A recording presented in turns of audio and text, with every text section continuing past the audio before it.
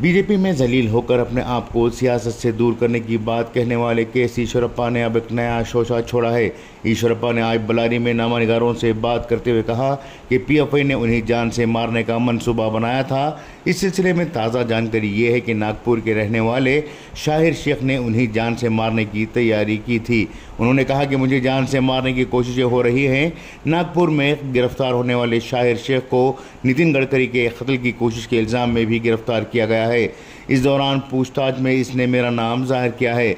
ईश्वरप्पा ने बयान उस वक्त जारी किया जब उन्हें इनकी ही पार्टी में कोई पूछने वाला नहीं है।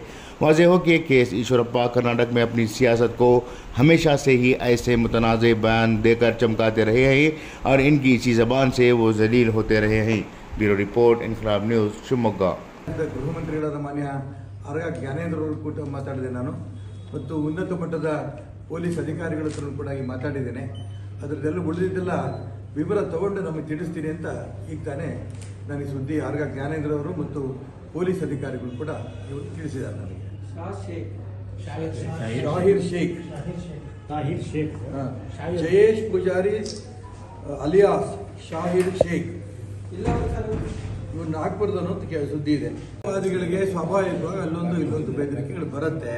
ಇಂಥ ಬೆದರಿಕೆಗೆ ನಮ್ಮ ವಿಚಾರ ಸಿದ್ಧಾಂತವನ್ನು ನಾವು ಬದಲಾವಣೆ ಮಾಡಿಕೊಳ್ಳೋ ಪ್ರಶ್ನೆ ಇಲ್ಲ। ಈ ರೀತಿಯಂಥ ಬೆದರಿಕೆ ಕೊಲೆ ಬೆದರಿಕೆಗಳು ಬಂದರೂ ಕೂಡ ಇದನ್ನು ಎದುರಿಸ್ತೀವಿ ಅನ್ನೋ ಧೈರ್ಯ ಕೂಡ ನನಗಿದೆ।